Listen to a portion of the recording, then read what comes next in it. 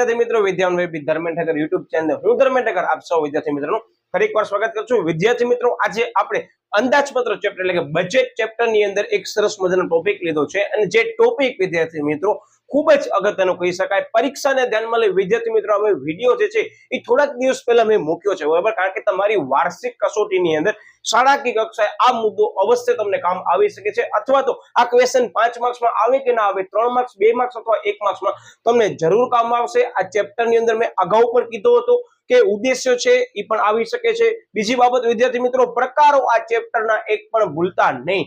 એનામાં આપણે અંદાજપત્રના ખાતાના પ્રકારો, ફાયદા, ગેરફાયદા બધી બાબત આગળ કવર કરી લીધી છે। અત્યારે આપણે અંદાજપત્રની અંદર આવતી ખાધના પ્રકારો લીધા છે વિદ્યાર્થી મિત્રો।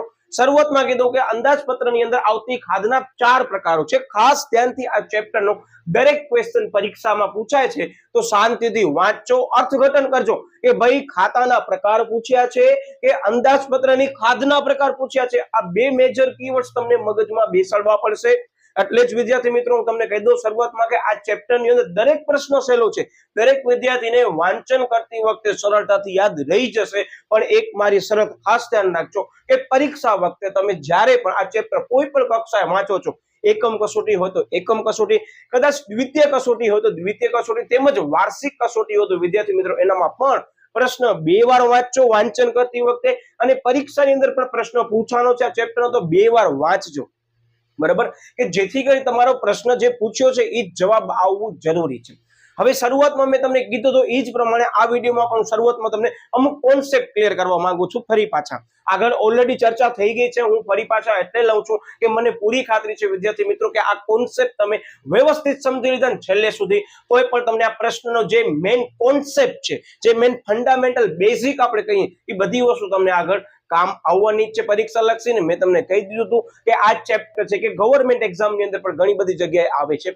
બીજી બાબત મેં તમને પહેલા જ કીધું કે આની અંદર અમુક આંકડાકીય માહિતી તમને જે છે એ યર ટુ યર ચેન્જીસ જોવા મળી શકે છે, કારણ કે આ ચેપ્ટર જે છે બહુ કરંટ ટોપિકને લગતો ચેપ્ટર છે। અંદાજપત્ર દર વખતે વિદ્યાર્થી મિત્રો મેં તમને આગળ ચર્ચા કરી હતી એ પ્રમાણે દર વર્ષે, બરાબર, સરકાર દ્વારા રજૂ કરવામાં આવે છે। જે રજૂ કરવામાં આવે છે એમાં રજૂ કરનાર વ્યક્તિ કોણ હશે તો ભારતના નાણાં મંત્રાલય ખાતાના જે નાણાં મંત્રી હશે આપણા ભારત દેશના એ રજૂ કરશે। અગાઉમાં મેં ચર્ચામાં કીધું કે ભારતના નાણાં મંત્રી જે છે એ કરંટ સમયના જે હશે એ માન્ય ગણવામાં આવશે। જનરલી આવા પ્રકારનો પ્રશ્ન નથી પૂછાતો કે વર્તમાન સમયમાં નાણાં મંત્રી કોણ છે, પણ મેં અગાઉ ચર્ચા કરી એ મુજબ આપણને એઝ અ સબ્જેક્ટ સ્ટુડન્ટ તરીકે તમને ખબર હોવી જરૂરી છે કે ભારત દેશના વર્તમાન નાણાં મંત્રી કોણ છે। હા, યર ટુ યર આની અંદર ચેન્જીસ આવી શકે છે। અમુક યર બાદ આપણા ભારત દેશની અંદર જે મિનિસ્ટ્રી છે, બરાબર, જે કેબિનેટ મંત્રાલય છે, બરાબર, એની અંદર વિદ્યાર્થી મિત્રો આ મિનિસ્ટરની અંદર જે પદભાર ઉપર રહેલા હશે એમાં નાણાં મંત્રીનો પદભારમાં જનરલી ચેન્જ થઈ શકે છે।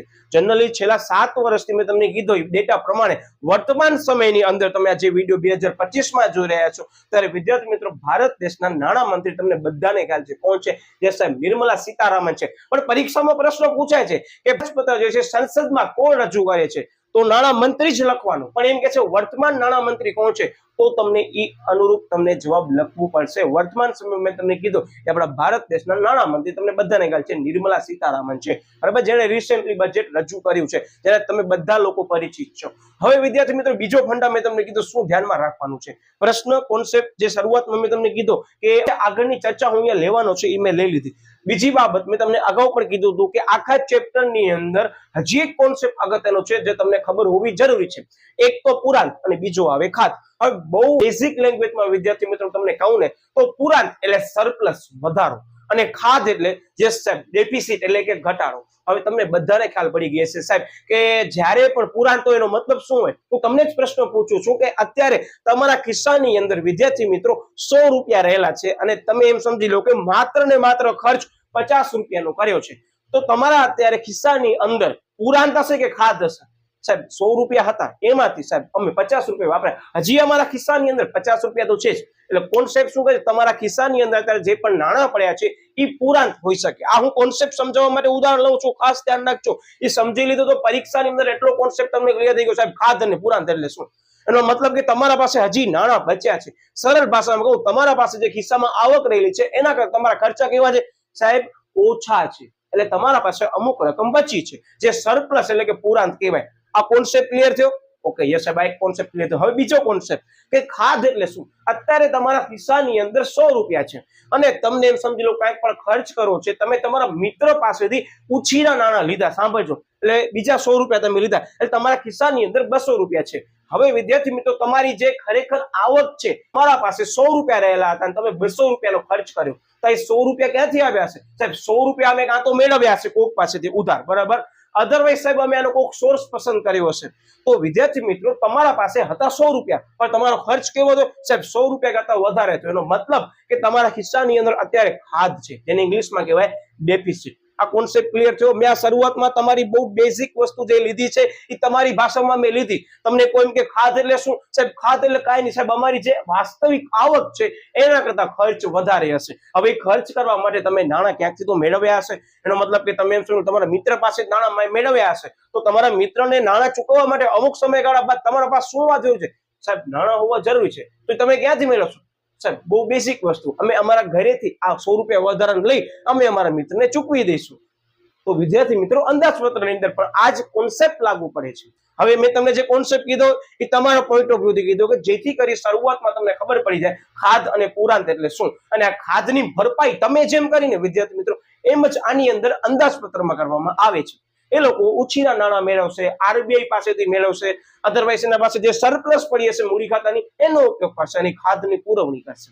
આ કોન્સેપ્ટ વિદ્યાર્થી મિત્રો મેં તમને જે શરૂઆતમાં સમજાવ્યો ને, હું ગેરંટી સાથે કહી શકું છું કે તમે આ જેટલી પણ મિનિટ જે કોન્સેપ્ટ ચલાવ્યો તમે સમજી લીધો હશે ને, તો તમારા માટે આ પ્રશ્ન ચપટી બરાબર છે.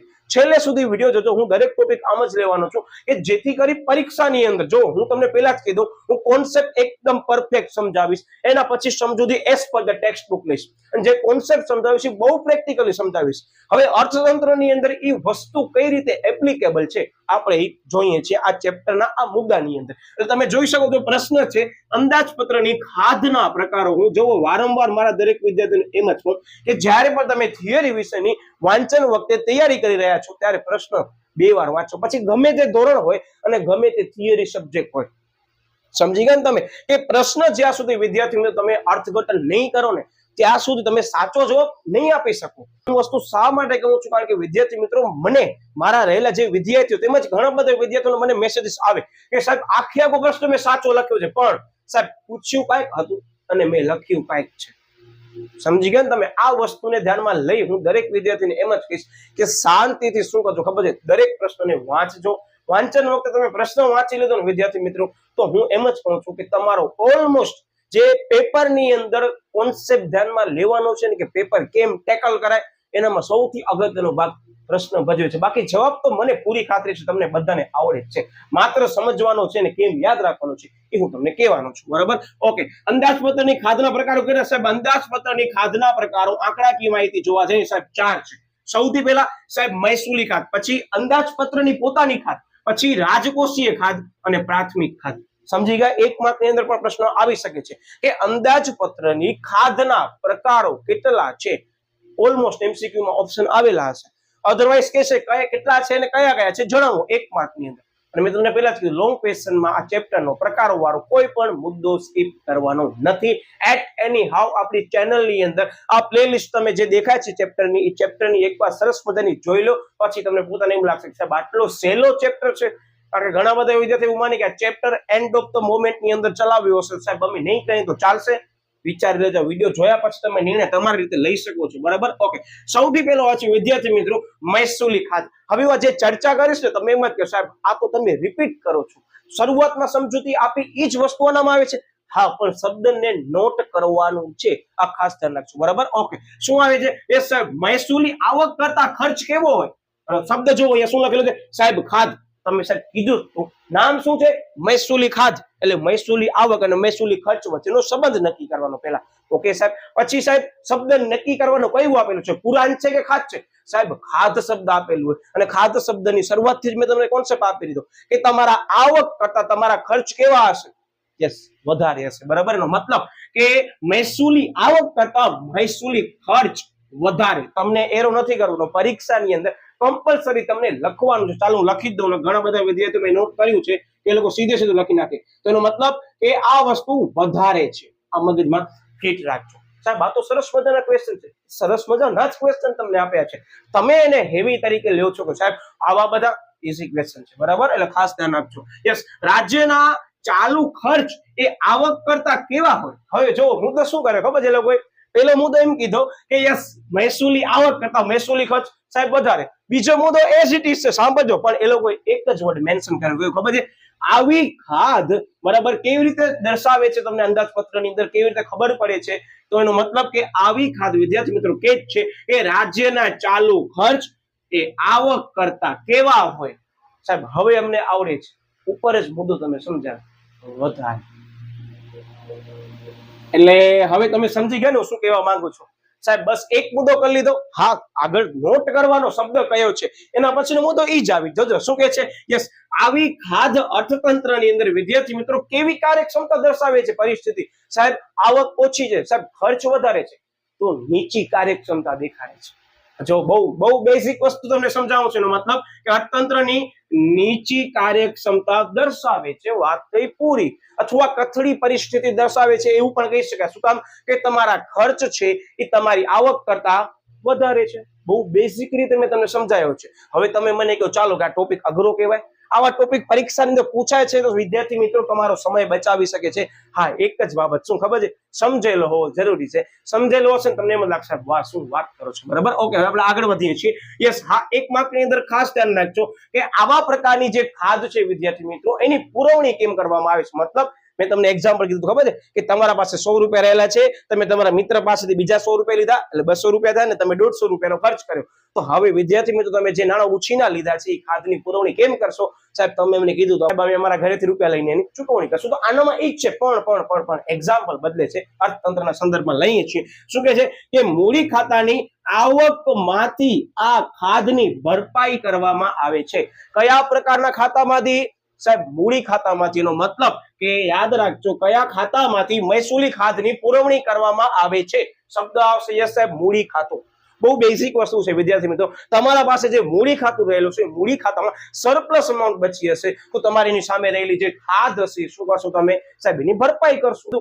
ક્લિયર થાય છે વસ્તુ? Okay, yes. હવે આપણે આગળ વધીશું. શું કે છે? હવે બીજા નંબરની ખાદ આવે છે અંદાજપત્રની ખાદ, જે વિદ્યાર્થી મિત્રો શોર્ટ ક્વેશ્ચનમાં ટાર્ગેટ કરવા જેવી છે. હા, પ્રકારોની અંદર મેં તમને કીધું લોંગ ક્વેશ્ચનમાં તો આવી જ શકે છે, પણ ધ્યાન રાખજો વિદ્યાર્થી મિત્રો કે બાકી બધા ક્વેશ્ચન લોંગ ક્વેશ્ચનમાં આવે છે ને આ ટોપિકમાંથી અવશ્ય એક અથવા બે પ્રશ્નો પૂછવા છે, એમસીક્યુ માં કે 1 માર્કમાં કે 2 માર્કમાં વિદ્યાર્થી મિત્રો. તો જ્યાં મેં અંડરલાઈન કરી છે ને કે અહીંયા ધ્યાન રાખજો 1 માર્ક કે 2 માર્કમાં આવી શકે, તો એ મુદ્દાને અત્યારે જ અહીંયા કરી લેજો, બરાબર? એનો મતલબ કે આ ક્વેશ્ચન વિદ્યાર્થી મિત્રો 1 અથવા 2 માર્કમાં ટાર્ગેટ મારી દ્રષ્ટિએ કરી શકાય. કારણ કે એઝ અ પેપર સેટર જેને બધા જ ક્વેશ્ચન પૂછી લીધા છે અને એને આ ક્વેશ્ચન પૂછવો છે શોર્ટ ક્વેશ્ચનમાં, તો આ સરસ મજાના મુદ્દા છે શોર્ટ ક્વેશ્ચન તરીકે પણ, બરાબર? 1-2 માર્કમાં પણ ટાર્ગેટ કરી શકાય. બાકી મેં તમને શરૂઆતમાં કીધું લોંગ ક્વેશ્ચનમાં આવે છે, તમે ફાયદામાં છો, બરાબર? ઓકે, કારણ કે બહુ લેન્થ ઓછી છે આની લખવામાં. યસ, હવે શું કહે છે? અંદાજપત્રની ખાત. તો બધાને ખ્યાલ છે વિદ્યાર્થી મિત્રો, અંદાજપત્રની અંદર મુખ્ય 2 પ્રકારના ખાતા હોય. કયું સાહેબ? જે આપણે ભણીએ છીએ, એક મહેસૂલી ખાતું અને બીજો મૂડી ખાતું. બસ એની અંદર ખાતના પ્રકારો તમને જોવા મળે. તો કે છે કે મહેસૂલી ખાતું જોવા મળે છે અને મૂડી ખાતું જોવા મળે છે. જે પહેલો મુદ્દો મેન્શન કરી નાખો. બીજો મુદ્દો પોઈન્ટ આઉટ કરો સબ પોઈન્ટમાં. શું કહે છે કે જ્યારે મહેસૂલી અને મૂડી ખાતાની કુલ આવક કરતા, ઈ જ મુદ્દો આવ્યો. હા, પણ શબ્દ શું લખે છે? જ્યારે મહેસૂલી અને મૂડી ખાતાની, હવે અહીંયા વર્ડ ખાતું આવી ગયો, બરાબર? ઓકે, કુલ આવક કરતા જે છે મહેસૂલી અને મૂડી સાહેબ ખર્ચ છે એ શું હોય? સાહેબ આખા મુદ્દાની અંદર ખાદની ચર્ચા કરી છે. એટલે સાહેબ કમ્પલસરી આવક કરતા ખર્ચ સાહેબ વધારે હશે. એનો મતલબ કે શું કરવાનો? એ સાહેબ વધારે, એટલે અપ એરો. તમને પરીક્ષામાં શું લખવાનું? સાહેબ વધારે હોય. તો વિદ્યાર્થી મિત્રો તેને અંદાજપત્રની ખાદ તરીકે ઓળખવામાં આવે છે. ધ્યાન રાખજો, અહીંયા શેના સંદર્ભમાં આપ્યો? સાહેબ મહેસૂલી ખાતાના સંદર્ભમાં આપ્યો છે. અહીંયા કોના સંદર્ભમાં આપ્યો? સાહેબ મૂડી ખાતાના સંદર્ભમાં આપ્યો છે. અહીંયા શું મેન્શન કર્યો? મહેસૂલી આવક અને મહેસૂલી ખર્ચ મેન્શન કર્યો. અહીંયા શું મેન્શન કર્યો? મૂડી આવક અને મૂડી ખર્ચ મેન્શન કરી અને કમ્પેરિઝન કર્યો. પણ બંનેમાં એક જ કોન્સેપ્ટ કોમન આવ્યો. કયો ખબર છે? સાહેબ ખર્ચ વધારે છે. આ નોટિસ કરજો, બરાબર. આ મેઇન કોન્સેપ્ટ અને ફંડા મેં તમને અત્યારે ચર્ચા કરી છે, બરાબર. શું કહે છે પછી? યસ, કેન્દ્ર સરકાર, ધ્યાન રાખજો, મતલબ કે સેન્ટ્રલ ગવર્મેન્ટ શું કરે છે? આ ખાધ પુરવા માટે કોના પાસેથી ઉપાડ કરશે? બહુ સરસ મજાનો ક્વેશ્ચન. આનામાં શું હતું કે જ્યારે પણ મહેસૂલી ખાદ્ય આપણને એક અંદાજપત્રમાં જોવા મળે છે ત્યારે એની પુરવણી ક્યાંથી કરશો? સાહેબ, આપણે એની પુરવણી એનો બીજો ભાઈ કહી શકાય એવો મૂડી ખાતામાંથી છે નહીં ભાઈ, પણ યાદ રાખવા માટે કે મહેસૂલીનો ખાધમાં જે પણ તમને જોવા મળે છે એની પુરવણી સાહેબ મૂડી ખાતો પેલા લેવાનો. હવે સાહેબ મૂડી ખાતામાં પણ વિદ્યાર્થી મિત્રો એમ કે છે કે ખર્ચ વધારે થાય. બોલો હવે શું કરશું? સાહેબ મહેસૂલી તો ઓલરેડી નુકસાનમાં હાલતું હશે એવું આપણે માનીને ચાલી, અને મૂડી ખાતું નુકસાનમાં છે, તો મૂડી ખાતું કોના પાસે જશે? આ યાદ રાખવાનો ટોપિક છે, પરીક્ષામાં લખતા નહીં, પણ મૂડી ખાતાની અંદર જે પણ ખાધ જોવા મળે છે એ ખાધનું નામ સૌથી પહેલા અંદાજપત્રીય ખાધ. આ ધ્યાન રાખજો, એક માર્કની અંદર આવી શકે છે કે અંદાજપત્રીય ખાધ જે છે કયા પ્રકારના ખાતાઓમાં જોવા મળે છે? તો મૂડી ખાતાની અંદર રહેલી આવક અને ખર્ચના સંદર્ભમાં જોવા મળે છે, જેમાં ખર્ચ વધારે હશે. બીજો કોન્સેપ્ટ એની પુરવણી, બરાબર. એ ખાધની પુરવણી, એની ભરપાઈ કઈ રીતે કરવામાં આવે છે? તો મારો શબ્દ યાદ રાખજો, અહીંયા કેન્દ્ર સરકાર શું કરશે? સાહેબ અહીંયા તમે વર્ડ અંડરલાઈન કર્યો, કેન્દ્ર સરકાર જે છે એ આરબીઆઈ ભારતની મધ્યસ્થ bank reserve bank of India પાસેથી અતિરિક્ત ઉપાડ કરશે. મતલબ કે તમને બધાને ખ્યાલ છે એ ખાતાની પોતાની પણ શું છે સાહેબ? એ પોતાની પણ ખાધ છે, કદાચ સમયગાળા દરમિયાન મહેસૂલી ખાતામાં પણ સાહેબ ખાધ હોઈ શકે છે. તો હવે આ મૂડી ખાતાની જે ખાધ પૂરવી હશે, એટલે કે અંદાજપત્રીય ખાધની પુરવણી કરવા માટે કરી અને આ ખાતાની અંદર વિદ્યાર્થી મિત્રો જે ખાધ આવે છે એ પુરવણી કરવા માટે કરી અને કેન્દ્ર સરકાર, મારો શબ્દ યાદ રાખજો, સેન્ટ્રલ ગવર્મેન્ટ એ આરબીઆઈ પાસેથી ઉપાડ કરે છે. તો તમને બધાને ખ્યાલ છે કે આરબીઆઈ પાસેથી વધારાની ઉપાડ કરે છે, બરાબર, કેન્દ્ર સરકાર. તો એક રીતે શું છે સાહેબ? Bank overdraft. એટલે ઓવરડ્રાફ્ટ આની અંદર જો બીઓડી વર્ડ છેકી નાખું છું અને આપણને ઓડી શબ્દ યાદ રાખવાનો છે કે ઓવરડ્રાફ્ટ. આ હું એટલે જ મેન્શન કરું છું, ઘણા બધા વિદ્યાર્થીઓ મિસ્ટેક કરી આવે. આ વસ્તુ શું કહેવા માંગે છે? બેંકની અંદર નથી, શું છે? સરકારની અંદર છે. તો વિદ્યાર્થી મિત્રો અહીંયા ઓવરડ્રાફ્ટ શબ્દ કમ્પલસરી લખી દેવાનો કાઉન્સમાં, જેને ઓવરડ્રાફ્ટ કહેશું કે સરકાર, એનો મતલબ કે કેન્દ્ર સરકાર આરબીઆઈ પાસેથી નાણાં માંગે છે મૂડી ખાતાની ખાધની પુરવણી કરવા માટે કરી. એટલે અંદાજપત્રીય ખાધની પુરવણી કરવા માટે કરી કેન્દ્ર સરકાર કોની પાસેથી અતિરિક્ત ઉપાડ કરશે ઓવરડ્રાફ્ટના સ્વરૂપે? ભારતની bank reserve bank of India, કઈ મધ્યસ્થ બેંક છે એ, બરાબર. ઓકે, તો આ બસ આવી વસ્તુ છે વિદ્યાર્થી મિત્રો, એકવાર સમજેલી હશે ને બહુ મજા આવશે. પરીક્ષામાં આ ક્વેશ્ચન તમને એમ લાગશે કે ના સાહેબ આ ખરેખર બહુ સરસ મજાનો ક્વેશ્ચન હતો, ઘણું કામ આવ્યો એ રીતે.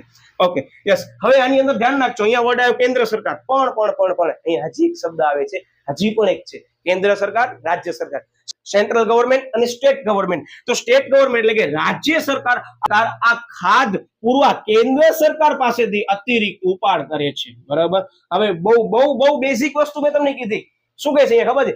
રાજ્ય સરકાર કોના પાસેથી જે છે ઉપાડ કરશે સાહેબ? એની ઉપર રહેલી ગઈ સાહેબ કેન્દ્ર સરકાર. કેન્દ્ર સરકાર કોના પાસેથી ઉપાડ કરશે સાહેબ? કેન્દ્ર સરકાર પાસે પૈસા નહીં હોય તો આરબીઆઈ પાસેથી ઉપાડ કરશે. બહુ બેઝિક વસ્તુ. ક્લિયર થયો કોન્સેપ્ટ? આમ યાદ રાખજો. એનો મતલબ હું માત્ર તમને એ સમજૂતી માટે આ વસ્તુ મેન્શન કરું છું, તમને મેન્શન કરવી હોય તો. જે રાજ્ય સરકાર છે વિદ્યાર્થી મિત્રો એ કોના પાસે જશે સાહેબ? રાજ્ય સરકાર જશે કેન્દ્ર સરકાર પાસેથી.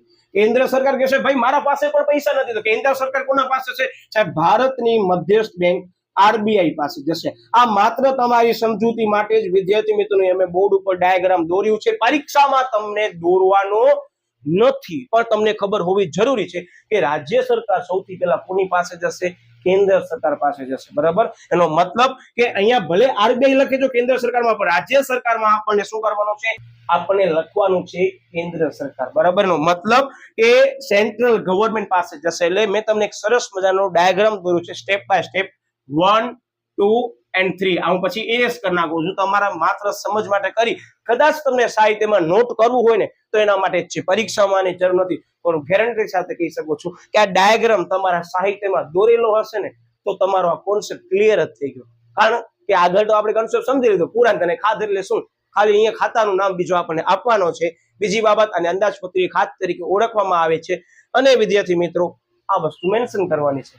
બસ તમારો કોન્સેપ્ટ આ બીજો મુદ્દો અહીંયા રમતા રમતા પૂરો થઈ ગયો. એનો મતલબ મને પૂરી આશા છે વિદ્યાર્થી મિત્રો આ બે મુદ્દા તમને અત્યારે સમજાઈ ગયા હશે. કદાચ તમને એવું લાગે છે સાહેબ મને આનો સ્ક્રીનશોટ લેવું છે, તમને મેઇન કીવર્ડ નોટ કરવા છે, તો તમે સ્ક્રીનશોટ લઈ શકો છો, અધરવાઇઝ આપણા સોશિયલ મીડિયાના માધ્યમોની અંદર તમે જોડાઈ શકો છો. એની અંદર વિદ્યાર્થી મિત્રો સરસ મજાની પરીક્ષાને ધ્યાનમાં લઈ નોટિફિકેશન આવતી રહેશે. તમે જોડાયેલા હશો, ઝડપથી બધી વસ્તુ તમને આઈએમપી મળી જશે. તમને જે કોન્સેપ્ટ નહીં ખબર પડતી હોય તો ઘણા બધા વિદ્યાર્થીઓ મને જે પ્રમાણે ઇન્સ્ટાગ્રામ પર મેસેજ કરી કહે છે કે સાહેબ આ મુદ્દો અમને સમજાતો નથી, તો વચ્ચે જે ચર્ચા લઉં છું એનામાં એ રીતે જ હું મેન્શન કરું છું કે અહીંયા ખાસ ધ્યાન રાખજો. આઈ હોપ તમને સમજાઈ ગયો છે. મતલબ કે ઘણા બધા વિદ્યાર્થીઓ જે મને પ્રશ્ન પૂછ્યા હતા ઇનડાયરેક્ટલી ઇન્સ્ટાગ્રામ ઉપર કે કોઈ પણ સોશિયલ મીડિયાના માધ્યમો ઉપર, એનો ક્લિયર થઈ ગયો છે આ મુદ્દો. એટલે તમને એમ લાગતું હશે કે સાહેબ આ પરીક્ષા વખતે શું કામ વિડીયો અપલોડ કરે છે, તો એની પાછળ ઘણા બધા કારણો જવાબદાર છે જે તમને બધાને ખ્યાલ છે. એ વિદ્યાર્થી મિત્રો જે અગત્યની બાબતો હશે એ હું પરીક્ષાના થોડાક દિવસ પહેલા મૂકું છું. એની પાછળ મારું ઇન્ટેન્શન એ જ છે કે વિદ્યાર્થીના જે મને પ્રશ્નો આવે છે એ લોકોને ક્યાં મૂંઝવણ થાય છે. કારણ કે જે વિદ્યાર્થીઓ મારા સાથે ડાયરેક્ટલી કનેક્ટેડ છે એ લોકો બધાને ખ્યાલ જ છે કે ઓલમોસ્ટ વસ્તુ ક્લિયર છે. પણ જે મારા વિદ્યાર્થીઓ ઇનડાયરેક્ટલી મારા સાથે કનેક્ટેડ છે, બરાબર, ડાયરેક્ટલી કનેક્ટેડ નથી, તો એ લોકોના ડાઉટ વિદ્યાર્થી મિત્રો સાથે લઈને જ હું ચાલુ છું. એટલે જ અમુક વિડીયો તમને પરીક્ષા વખતે જોવા મળી શકે છે. એટલે ખાસ વિદ્યાર્થી મિત્રો એમાં તમે ન જોડાવો ને તો ખાસ જોડાઈ જજો. હવે આપણે આગળ વધીએ છું. હું આ બાકીની બધી બાબત ઇરેઝ કરી દેવાનો છું, બરાબર. યસ વિદ્યાર્થી મિત્રો, હવે આપણે આગળ જઈ રહ્યા છીએ. એની પહેલા હું તમને કહી દઉં કે આ મુદ્દો કદાચ તમને એમ લાગતું હોય તો ફરીથી એકવાર રિવાઇન્ડ કરી પછી આગળ આવજો. કારણ કે આ મુદ્દાની સમજૂતી સમજાઈ ગઈ હશે વિદ્યાર્થી મિત્રો તો જ આપણે આ મુદ્દા તરફ જઈ શકશું. એટલે તમને કહી દઉં વિદ્યાર્થી મિત્રો, કદાચ તમને 1% પણ શંકા જતી હોય તો એમ જ કહીશ કે દરેક વિદ્યાર્થીને કે માત્ર 2 થી 3 મિનિટ તમે રિવાઇન્ડ કરી ખાસ એકવાર આગળનો કોન્સેપ્ટ ફરી એકવાર જોઈ લો, પછી તમે આ મુદ્દાને શરૂઆત કરજો. કારણ કે આ મુદ્દાની બંનેની સમજૂતી વિદ્યાર્થી મિત્રો આ મુદ્દો આધાર લઈ લે છે કે આ મુદ્દો સમજાઈ ગયો છે અંદાજપત્રની ખાત, તો તમારા માટે આ બે મુદ્દા ઈઝી છે. એટલે તમે સમજી ગયા ને. મેં શરૂઆતમાં મેં તમને જે એક્ઝામ્પલ કીધું હતું કે તમે તમારા મિત્ર પાસેથી ઉછીના નાણાં લેવો છો, તો એ ઉછીના નાણાં ચૂકવવા માટે તમે શું કરશો, તમે તમારા ઘરમાંથી એટલે તમારા પેરેન્ટ્સ પાસેથી પૈસા લઈ તમે એને પૈસા ચૂકવશો. હવે આખા કોન્સેપ્ટ પછીના જે બે કોન્સેપ્ટ આવે છે એ છે વિદ્યાર્થી મિત્રો રાજકોષીય ખાત, જેને કહેવામાં આવે છે ફિસ્કલ ડેફિસિટ. આગળ તમે અભ્યાસ કરશો વિદ્યાર્થી મિત્રો તો આ ટોપિક બજેટ તમારો પીછો નહીં મૂકે. એટલે અંગ્રેજી શબ્દ હું જે પ્રોનાઉન્સિએશનમાં લઉં છું ની પાછળનો મારું ઇન્ટેન્શન એ જ છે કે તમને ખબર હોવી જોઈએ કે રાજકોષીય ખાતને ફિસ્કલ ડેફિસિટ તરીકે ઓળખવામાં આવે છે. અને બીજો આવે છે વિદ્યાર્થી મિત્રો પ્રાથમિક ખાત, જેને કહેવામાં આવે છે પ્રાઇમરી ડેફિસિટ. હવે વિદ્યાર્થી મિત્રો રાજકોષીય ખાત શું કહેવા માંગે છે હું તમને બહુ સરળ ભાષામાં અત્યારે ઉદાહરણ સહિત સમજાવવાનો છું. તમારું ધ્યાન માત્ર અહીંયા હોવો જોઈએ. થોડાક સમય માટે કદાચ તમે પોઈન્ટ આઉટ કરવા માટે કોઈ સાહિત્ય ઉપાડ્યું હોય તમે એને સાઈડમાં મૂકી દો. હું તમને બહુ બેઝિક થી સમજાવવાનો છું, બેઝ ટુ એડવાન્સ સમજાવીશ. માત્ર તમારું ધ્યાન અહીંયા હોવો જોઈએ. હવે રાજકોષીય ખાત એટલે શું? આની અંદર એમ જ કહે છે વિદ્યાર્થી મિત્રો કે જ્યારે ગવર્મેન્ટ અથવા સરકાર, બરાબર, જ્યારે પણ એ ઉછીના નાણાં મેળવે છે વિદ્યાર્થી મિત્રો, તો એ ઉછીના નાણાં ઉપર એને શું કરવું પડે સાહેબ? એ ઉછીના નાણાં મેળવવા એટલે ધિરાણ મેળવ્યો છે તે ધિરાણ ઉપર વ્યાજ ચૂકવવો પડશે વિદ્યાર્થી મિત્રો. તો એના ઉપર વ્યાજની ચૂકવણી કરી છે એ એક પ્રકારની અંદાજપત્રની જાવક જ કહેવાય છે. તો આની અંદર બે કોન્સેપ્ટ લીધા છે. એક કોન્સેપ્ટ એ લોકોએ ઓલરેડી અંદાજપત્રની ખાતને કવર કરી લીધું છે આ મુદ્દાની અંદર. એટલે જ હું તમને કહેતો હતો રિવાઇન્ડ કરીને જોઈ લો. ની પાછળનું મારું ઇન્ટેન્શન એ જ હતો કે આનો એકવાર તમારું રિવિઝન થઈ જાય અને આની અંદર ફરી પાછું શબ્દ આવે છે તમારી સમજૂતી કવર થઈ જાય. જો શું કહે છે ધ્યાન આપજો કે સરકાર બજારમાંથી ધિરાણ મેળવે તે મૂડી ખાતાની આવક કહેવાય. રિપીટ કરી દઉં, અહીંયા શું કહેવા માંગે છે કે સરકાર જ્યારે પણ બજારમાંથી અથવા એમ સમજી લો કે જ્યારે પણ એમ સમજી લો નાણાંની જરૂરિયાત હશે ત્યારે એ નાણાં મેળવશે. જાહેર જનતા પાસેથી મેળવશે અથવા બીજા કોઈ માધ્યમ દ્વારા નાણાં મેળવે છે. કોણ મેળવે છે? અહીંયા સાહેબ સરકાર મેળવે છે. તો વિદ્યાર્થી મિત્રો તમે ઉછીના નાણાં મેળવતા હશો તો એ સરકારના કોક તો ખાતામાં જતા હશે ને. કારણ કે સરકારને દેખાડવું પડે કે નાણાં ઉછીના અમને મળ્યા છે. તો વિદ્યાર્થી મિત્રો ક્યાં જશે ખબર છે? મૂડી ખાતામાં જશે. અને આ જે મૂડી ખાતું છે વિદ્યાર્થી મિત્રો એનામાં જે પણ આવક આવે એ કેવી આવક આપણે કહેશું સાહેબ? બહુ ઈઝી વસ્તુ છે. બિન વેપારી સંસ્થાના હિસાબોમાં અમે સમજી ગયા છીએ. મૂડી આવક કહેશું, બરાબર. જે લોંગ ટર્મ ની હશે નામાના સંદર્ભમાં હું તમને કહું છું એ અર્થશાસ્ત્રના સંદર્ભમાં શું કહે છે ધ્યાન આપજો. ઓકે, એટલે તમને કહું કે જ્યારે પણ આ મુદ્દો સમજતા હો ને તો થોડાક સમય માટે કરી બિન વેપારી સંસ્થાના હિસાબોમાં મહેસૂલી આવક, મહેસૂલી ખર્ચ, મૂડી આવક, મૂડી ખર્ચ, પ્રસારિત ખર્ચા બધા થોડોક સમય સાઈડમાં મૂકી દેજો. આપણે અહીંયા અર્થતંત્રના સંદર્ભમાં કરીએ છીએ. હું તમને ખાસ વસ્તુનું ક્લેરિફિકેશન અહીંયા આપી દઉં, બરાબર. Okay, yes. એટલે શું કહે છે કે મૂડી ખાતાની આવક તરીકે ઓળખવામાં આવે છે. વાસ્તવમાં તે શું છે સાહેબ? વાસ્તવમાં ખરેખર તો દેવું છે સાહેબ. કારણ કે સરકારે જાહેર જનતા પાસેથી મેળવ્યા છે નાણાં, પણ આવ્યા અત્યારે મૂડી ખાતામાં છે, મૂડી આવક છે, પણ ભવિષ્યમાં એની ચૂકવણી તો કરવાની જ છે. સરકાર તમારા પાસેથી અત્યારે કદાચ નાણાં લે છે તો ભવિષ્યમાં સરકારને નાણાં ચૂકવવા પડશે.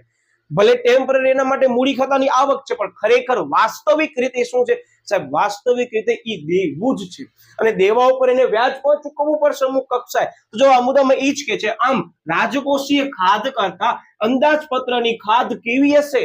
રાજકોષીય ખાધ કરતા અંદાજપત્રની ખાધ કેવી હશે? મેં તમને એક્ઝામ્પલમાં સમજાવ્યો કે તમારા પાસે અત્યારે 100 રૂપિયા છે, તમે તમારા મિત્ર પાસેથી જે છે એ બીજા 100 રૂપિયા લીધા, તમારા પાસે 200 રૂપિયા આવ્યા વિદ્યાર્થી મિત્રો, તો તમે જે છે એને ભવિષ્યમાં પૈસા તો ચૂકવશો કે નહીં ચૂકવો? આ સાહેબ અમે ચૂકવશો. કે તમને જે પણ પૈસા ચૂકવવાના હશે વિદ્યાર્થી મિત્રો, તમારા મિત્રના સંદર્ભમાં વ્યાજ નહીં હોય, પણ વિદ્યાર્થી મિત્રો સરકારને વ્યાજ ચૂકવવું પડશે.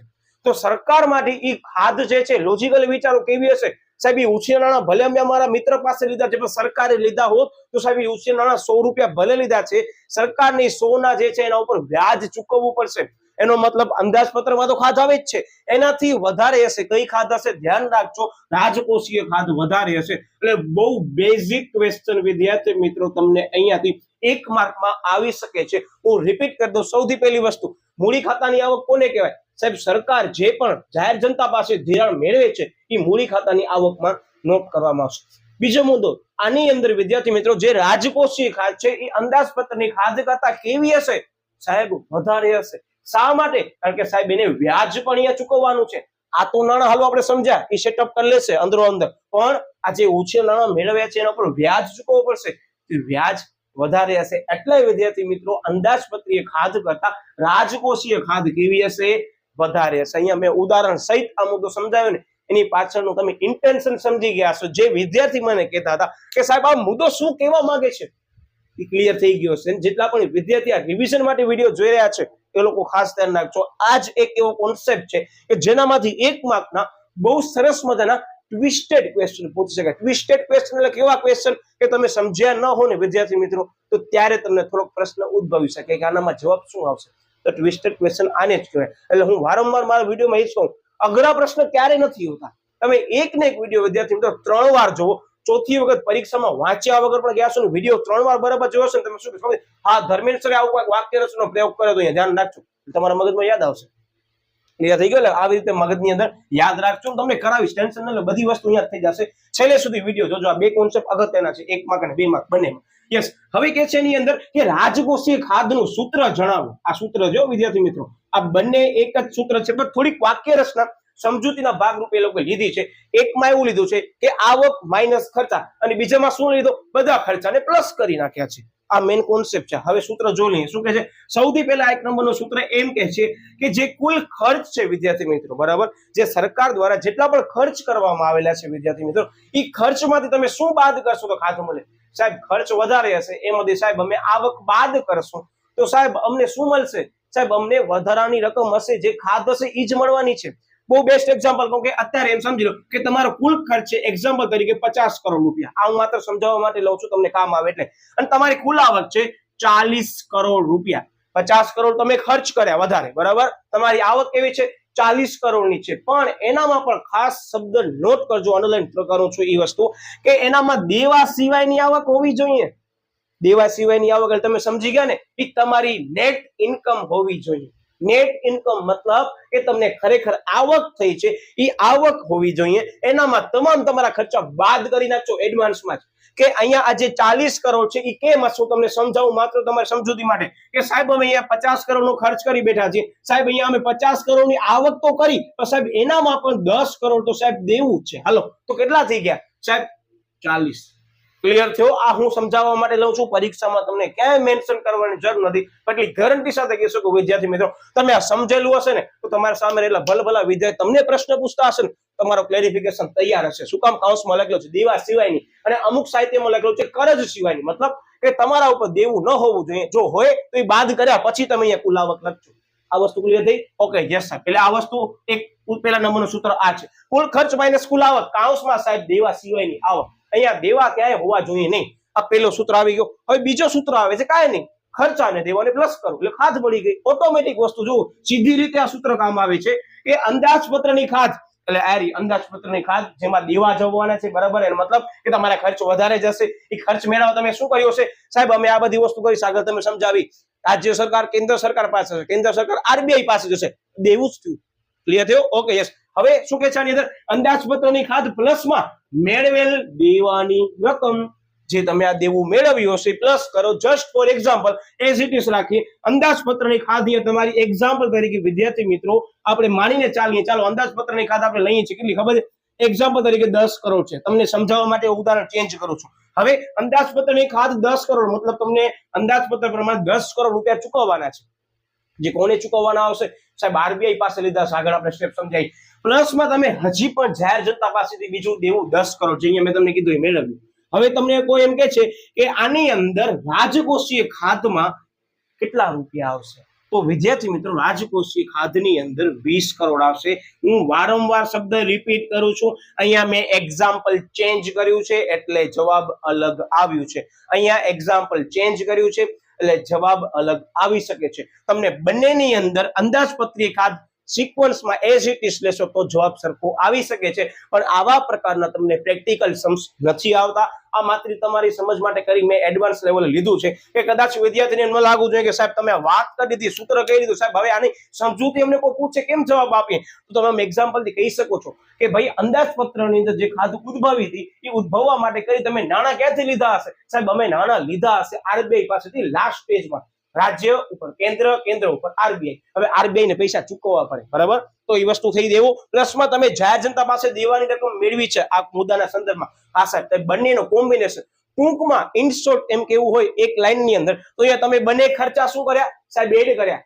બંને ખર્ચા એડ કર્યા મતલબ બંને ખાત એડ કરી. અને અહીંયા શું કર્યો? સાહેબ આવકની અંદર જે પણ અમે મેળવ્યા હતા નાણાં એને અમારા વધારે થયેલા ખર્ચમાંથી બાદ કર્યા. એનો મતલબ અમને સાહેબ માઇનસમાં રકમ મળશે. આ રકમ માઇનસમાં આવશે. હું તમને કહી દઉં, બરાબર? કારણ કે તમારા ખર્ચા વધારે છે એનો મતલબ અહીંયા તમે ખર્ચ વધારે લખવા પડશે. જો તમને કહે છે કે ઉદાહરણ સહિત સમજાવો તો આ વસ્તુને નોટિસ કરજો. બાકી મગજ ઉપર બર્ડન લેતા નહીં. અહીંયા એક્ઝામ્પલની વિસ્તૃત સમજૂતી હું હજી પણ લઈ શકું છું પણ મને ખ્યાલ છે વિદ્યાર્થી મિત્રો આટલા એડવાન્સ લેવલના તમારા સાહિત્યની અંદર વર્તમાન સમયમાં કોઈ પણ સમ્સ નથી. આ પ્રેક્ટિકલ વસ્તુ મેં તમને એટલે જ સમજાવી કે તમને ખબર હોવી જરૂરી છે કે આ કોન્સેપ્ટની અંદર બે સૂત્ર અલગ આપેલા છે તો કયા સંદર્ભમાં આપેલા છે. પરીક્ષામાં 1 માર્કમાં પૂછાય તો વિદ્યાર્થી મિત્રો હું મારા દરેક વિદ્યાર્થીને એમ જ કહું કે બંને સૂત્ર આપી દે. કાંઈ ગોખવા જેવું છે જ નહીં. ફરીથી રિપીટ કરી દો. જો કુલ ખર્ચ માઇનસ શું હશે તો કુલ આવક. પણ આવકમાં શું સાહેબ? દેવા સિવાયની આવક. અને બીજો સૂત્ર શું કહે સાહેબ? બંને ખાધ લઈ લો એટલે કે અંદાજપત્રની ખાધ અને મેળવેલ દેવાની રકમ રાજકોષીય ખાધ જ ક્લિયર થઈ ગયો. મતલબ કે રાજકોષીય ખાસ ઇઝ ઇક્વલ ટુ પછી આ તમને સૂત્ર પરીક્ષામાં લખવાનું રહેશે. હવે આપણે વિદ્યાર્થી મિત્રો આગળ વધીએ છીએ. આ મુદ્દો ક્લિયર થઈ ગયો તો હું તમને એટલો ગેરંટી સાથે કહી શકું વિદ્યાર્થી મિત્રો કે આના પછીનો મુદ્દો સાવ ઈઝી છે. ઈઝી એટલે કેવો હોય છે ખબર છે? માત્ર તમને સમજાવું. આની અંદર શું કહે છે ખબર છે કે જનરલી ચાલો આપણે વાક્ય તમારી ભેગી થાય જે આગળ આપણે ચર્ચા કરી લીધી છે. શું કહે છે કે રાજકોષીય ખાધ એટલે ઉપરની ખાધ. જો કીધું ને રિપીટ થશે. એક મુદ્દો એક ઉપર ડિપેન્ડન્ટ છે. આને બાદ ગણીએ તો યસ રાજકોષીય ખાધમાંથી વ્યાજની ચૂકવણી શું કરવામાં આવશે? સાહેબ વ્યાજની ચૂકવણી બાદ કરશું આપણે. અને શું કહે છે? તેના દ્વારા જે પણ મળે છે ખાધ એ ખાધને પ્રાથમિક ખાધ કહેવાય. રિપીટ કરો શું છે? રાજકોષીય ખાધમાંથી વ્યાજની ચૂકવણી બાદ કરી નાખો. મતલબ તમે જે વ્યાજ ચૂકવવાનું છે ઉછીના નાણાં મેળવ્યા છે એ બાદ કરી નાખો તો તમારી પ્રાથમિક ખાધ મળશે જેને કહેવાય પ્રાઇમરી ડેફિસિટ. બરાબર? ઓકે આગળ તમને આવશે એટલે યસ. અને આની અંદર એક કોન્સેપ્ટ કે છે વિદ્યાર્થી મિત્રો કે વર્તમાન સમયમાં એ મુદ્દો હું નોટ કરું છું 1 માર્કની અંદર આવી શકે છે કે કયો પ્રકાર છે વર્તમાન સમયમાં અંદાજપત્રની ખાધનો છે જે ભારતની અંદર ઓછું મહત્વ ગણવામાં આવે છે અથવા એને ધ્યાનમાં લેવામાં આવતું નથી. તો આનામાં આવશે જો મુદ્દો કે ભારતમાં આ પ્રકારની ખાધ વિષયક મહત્વ નથી. મતલબ સરકાર શું કહે છે હું તમને સમજાવું. સરકાર એમ જ કહે છે કે તમે ભૂતકાળના કોઈક વર્ષની અંદર ઉછીના નાણાં મેળવ્યા. સાંભળજો એટલે તમારા ઉપર દેવું આવ્યું. હવે ભૂતકાળમાં તમે નાણાં મેળવ્યા અને આ નાણાકીય વર્ષની અંદર તમે એ ચૂકવણી કરો છો ને તમે વ્યાજ ચૂકવો છો તો આ વર્તમાન સમયનો ખર્ચ નથી. ફરીથી રિપીટ કરી દઉં. એક્ઝામ્પલ તરીકે તમે 2023-24માં કોઈ પણ આવી રીતે નાણાં ઉછીના મેળવ્યા. હવે ઉછીના નાણાં મેળવ્યા તમને યસ વ્યાજ તો ચૂકવવું જ પડશે. હવે તમે જે વ્યાજ ચૂકવો છો એ 2023-24માં નથી ચૂકવતા. તમે ચૂકવો છો 2024-25 અથવા 25-26ના નેક્સ્ટ નાણાકીય વર્ષની અંદર.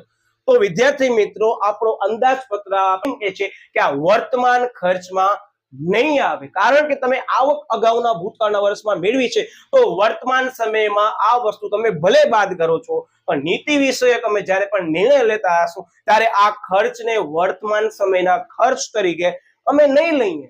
બહુ બેઝિક વસ્તુ છે કે તમે આગળના વર્ષ દરમિયાન તમારા મિત્ર પાસેથી એક્ઝામ્પલ તરીકે 100 રૂપિયા લીધા હતા અને તમે આ વર્ષની અંદર નેક્સ્ટ નાણાકીય વર્ષ એટલે કે વર્તમાન નાણાકીય વર્ષની અંદર તમે 100 રૂપિયા ઉપર 10 રૂપિયા વ્યાજ ચૂકવો છો, તો એ જે 10 રૂપિયા છે વિદ્યાર્થી મિત્રો, એ આ વર્ષનો ખર્ચ નહીં ગણીએ સાહેબ, કારણ કે અમે અગાઉના વર્ષમાં મેળવ્યા છે. તેનો મતલબ કે આ વર્ષની તમારી જે આવક છે વિદ્યાર્થી મિત્રો, એ આવક ઈ જ રહેવાની છે.